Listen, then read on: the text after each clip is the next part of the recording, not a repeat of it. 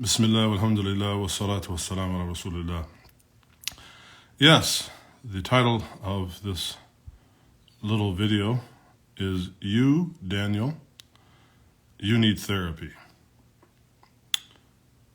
Daniel, Haqiqatjou, and the vast majority of these young so-called da'iyat are in desperate need of therapy. And I'm not besmirching or actually mocking those who need therapy.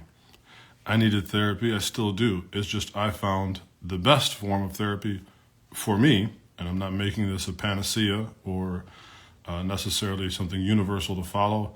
My best form of therapy is the gym. I know that might sound terribly contrived, but really, I found that to be the most effective form. And so if we look here, if I can flip my little camera around here for a second,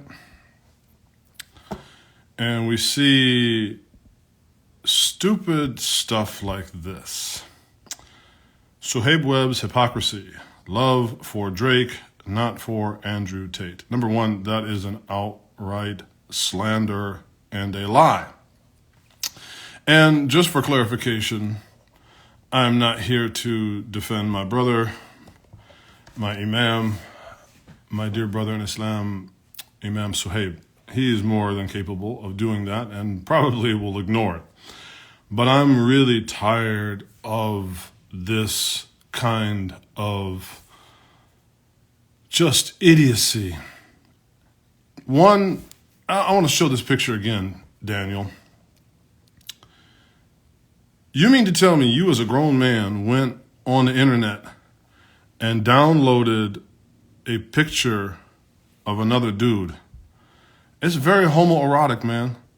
Your obsession with certain cats, Daniel, it's got a tinge of homolut in it, man. This is like some weird OCD homoerotic type joint, man. How do you as a man either go and download pictures of another dude or pay somebody to go and download pictures of another dude, Photoshop it, and put the lighting on it, and then slander this person, all the while claiming that you are, who in the hell are you, man? You know what? I'm going to go find that video, man. When you came to my house, when I first moved to SoCal about 8 years ago, and the very first year I came here to be imam at the Islamic Center of Inland Empire, and it was my first Eid here as imam. And so I threw this really big Eid party at my house, remember? Because you were there along with all the rest of the deviants. Yep, I got a picture of you there, a video of you there, your wife, your kids hanging out with all of the other deviant Muslims. So who is this new Alasna leader of the last bastion of Islam, Daniel Haqiqatjou, who also kicks it with people like Daniel Pipes? Who the hell are you, man? What happened to you? I'm very serious, man.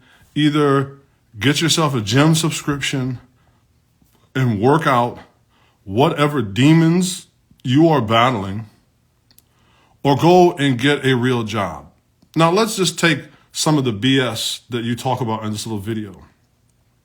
One of them, you showed you actually, man, you had to go through Imam Suhaib's Twitter feed from years ago. What is wrong with you, dude? You mean to tell me you spent time going through another man's Twitter feed from years ago instead of what? Probably praying tahajjud or feeding some orphans or, taking your wife out for dinner, come on, man. This is straight up homoerotic BS, man. Something wrong. Something's very twisted in you, dude. So you went to his Twitter feed and found a tweet from Imam Suhaib in which he said something nice about Lupe Fiasco. Now, of course, your whole tariq, right? Your whole sabil, your whole minhaj is one of ghiba and namima, of slandering and lying and backbiting. At that point in time, Lupe was, I think, if I can say so, a bit more normative in his practice. And so Imam Suhaib spoke to him in a way that was actually appropriate given where he was. Then, yes, he seems to, like many of these celebrity Muslims, you love to talk about celebrity imams, right? Just, people who happen to be Muslim and also happen to be celebrities. I'm sure that lifestyle is absolutely bonkers. And so sometimes they seem to go off in other trajectories. Well, if he made that comment at a certain point in time and that person had what we could say is some type of normative practice, even though we can disagree about the music, but then later on goes and does or behaves in a way that is unbecoming, how does that get attached to a tweet that Imam Suhaib made at that time? Well, of course, right, you're not interested in that. You are doing this, number one, if there was ever a template for clickbait, honestly, man, you should create a class for like Udemy or Coursera on how to manage and run your social media platform for the ultimate ROI for clickbait. Like, how do you get the most clicks, the most returns? I cannot see how you can seriously go after and attack people. And it's not just, I am going off on you today, but it's this whole thing. You got people that are supposedly giving, da'wah and then getting stabbed in the line of duty. I've been giving da'wah for 30 something years. I've never been stabbed in the line of duty. And if I was stabbed, my first reaction would not be to go on social media and post how I got stabbed. Or if I went somewhere abroad to study and as soon as I came back, I wouldn't start making videos trashing people. I don't know what is up with this generation. I was asked recently by a sister writing an article about the state of da'wah. I'm like, there is no da'wah. Da'wah has been replaced by either the kind of post-colonial Muslim that is only after appeasement, or a small group of highly vocal and very crafty young, particularly men on social media that are just raging narcissists. This has absolutely nothing to do with Allahu waliyul ladina amanu yukhrijuhum min adh-dhulumati ila an-nur. Has nothing to do about bringing people from darkness into light. This is just about raging narcissism. And so, what's interesting, throughout the last several years, I would have people come to Middle Ground and they would attend some of my classes. And sometimes in conversations, they would say things like, yeah, hey, what do you think of, Daniel Haqiqatjou? I'm like, well, I don't usually think of him at all. Well, he said this and he wrote that. And I'd look and they'd say, I don't agree always with his behavior necessarily, but, sometimes he does say some good things. Those same people now are coming back and are like, I can't stand that dude at all. You know what?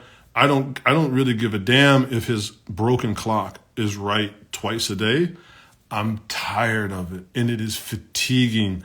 You, Daniel, and the other jackasses just like you is what is causing it's like a background ambient fatigue on the community, right? You can only subject people to so much of your raging narcissism, so much of your unmanaged, whatever you need. You need therapeutics, man. Like I said, either go get yourself a gym membership or put some barbells and dumbbells in your garage and work it out. That's what worked for me, right? Or go see a legitimate therapist, man. I don't know. I don't know if it's the death of your sister. I don't know if it's you trying to reconcile your identity coming from a super secular Shi'i Iranian. I don't know what your problem is, man. But you need to take my homie's name out your mouth, because you're a coward. You and all these other cats that pop that yang and talk this talk, all these keyboard lions, y'all a bunch of cowards. 2, show me in any of all this stuff of people that you are actually shepherding. Somebody the other day, they said, what do you do as imam? Because Middle Ground is not like a masjid where it's open, 5 times a day, 7 days a week. I said, kullukum ra'in wa kullukum mas'ul. كما قال صلى الله عليه وسلم. I said, my job is like being a shepherd. I shepherd people. This week alone, what did I do? I went around and I made individual house calls. I don't have a big social media following. I don't care to have one. I don't need one. I go and hold individual hands and walk them through their journey, either into becoming Muslim or continuing to be Muslim. That's what I do. I am not a sheikh. I am an imam. I guess if there has to be a title, but it's more of a vocation. But really, what I see, we need to be shepherds again. That's how, when I, alhamdulillah, for Sheikh Khalid, hafidhahullah. Sheikh Khalid Amin is one of those that nobody probably knows except for maybe a few people watching and listening. Like, yeah, Sheikh Khalid, right? What was Sheikh Khalid's, what was his minhaj of da'wah? Like, what was his methodology for giving da'wah? He shepherded people. He provided them a space that they could come as they were. He made it very clear that this is Islam and this is where we ought to be headed. And then he kind of held your hand like a kid on a tricycle, and then slowly over time took the wheels off until you were able to run on your own. Making these dumbass videos, man, is not helping anybody. It's doing damage. It is doing harm, including to yourself, man. Have the courage to deal with your own crap. This is another one of this is my vent session. This is an old man, bald-headed, just, post deadlift workout vent session. And I was actually telling my friend this morning. So, one of my big gripes of the Muslims today is this vicarious living of their Islam through, kind of cult of personality. People like Daniel will besmirch Imam Suhaib and call him a celebrity Imam. But they didn't make themselves celebrities. Y'all made them celebrities. Right? Imam Umar Suleiman, hafidhahullah, he didn't make himself a celebrity. Right? Even though I have my disagreements with him, Dr. Yasir Qadi, he didn't make himself a celebrity. Y'all made them celebrities, man. When people ask me, how did you become Imam? When you started calling me one. I never wanted to do this joint in the first place. I wanted to study. I was very diligent about studying. I wanted to study. I wanted to learn. I wanted to learn all of the ulum for myself. And then stumbled into this thing. And so I take the approach of being a shepherd. We need to go back to shepherding people. That is one of the most beautiful continuities that runs through the Anbiya. Is that they were what? Ra'in. They were shepherds. It's a beautiful continuity that runs through them. Because what? You got to be with people. You got to walk with them. You got to hold their hands. And فَاصْبِرْ صَبْرًا جَمِيلًا. That ain't always going to look good. It might sound good because we love فَاصْبِرْ صَبْرًا جَمِيلًا. Right? That sounds beautiful. But the haqiqah of this, right? The reality of this, it's not always going to look good. It's not always going to feel good. It's going to be, because human beings, we're sloppy. We're sloppy. But this stuff, this BS, dude, get your freaking life together, man. Get your goddamn life together. Go get a freaking gym membership. Eat a goddamn ribeye steak, right? Do something. Take a second wife, man. Work it out. Do whatever you need to do, man. But stop this nonsense. And if you are really alasna ala al-haq, right? If you are really a person that claims to be interested in the truth, then you will also be open to counsel. And so I'm giving you my unsolicited counsel. Shut up, man, and go live a regular life. You are not a da'i. You are not some great thinker, right? You got some interesting things to say. Like I said, every broken clock is right twice a day. But it takes more than simply reading Paul Feyerabend or, study. Those are all interesting things. These criticisms of, post-colonialism and postmodernism. Yeah, these are all great, man. But you have no tarbiyah. You have no manners, man. You act like freaking qurud and khanazir. All you guys are like wuhush. You're like a bunch of wild animals. And so now that I'm, coming up on my senior discount at McDonald's, I'm moving into the phase of senior statesman here. I don't like the direction our community is going in. As I said to my friend this morning, I don't even know if this joint even is a community anymore versus just a ragtag mob of individuals. Help build something, Daniel. Stop tearing things down. Stop tearing yourself down. And also, all of this negativity, you aren't leaving anything for your kids, man. You are not building anything for your children. Now, we got to know each other a little bit before you moved away. I had just moved here. We were here for a couple years, and then you moved. My number has not changed. You should still have my phone number. Call me. Talk to me. What in the heck is going on? Matter of fact, I could probably even arrange a conversation and a parlay between me, you, and Imam Suhaib. Let's talk, man. But enough with this junior high school drama, man. Either that, or if you're not open to counsel and you will not cease and desist, then you essentially have played your hand. You are not after anything good. You're either after monetization or, again, you're your raging narcissistic ego. But my number ain't changed, and the line is still open.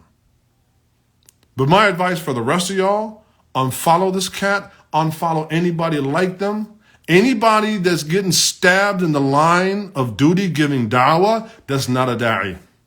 Okay? This is not Zaman and Nabi sallallahu alayhi wasallam. This is not like back at the time of the Prophet sallallahu alayhi wasallam, people getting stabbed just for giving da'wah. Man, this is 2022, okay? Ain't nobody got no reasons to be getting stabbed giving da'wah. That is purely theatrics. You should be up for an Oscar doing that kind of crazy nonsense. So yeah, I'm really pissed. I'm tired of dealing because I'm just trying to get down to the brass tacks of holding hands so that people can live dignified, satisfying lives as Muslims and feel that somebody actually legitimately cares about them, and we can really love one another as the Prophet ﷺ has instructed us that it's a real need. That's my question. My final question for you, Daniel. The Prophet ﷺ said what? لا تؤمن أحدكم حتى يحب لأخيه ما يحب لنفسه. Okay, you're calling Imam Suhaib's hypocrisy. So now you're saying he has the attributes of a munafiq. It's an astounding statement. My question for you, Imam Suhaib Webb, as your brother in Islam, how are you going to love him? I want to know, how are you going to love him? How are you going to put aside your ego? How are you going to put aside all of that BS? How are you going to love him? Get a life, Daniel. In fact, I'm going to go take a shower and get back to mine. وصلوات الله تعالى على نبيه الكريم وعلى آله وصحبه أجمعين والحمد لله رب العالمين. السلام عليكم.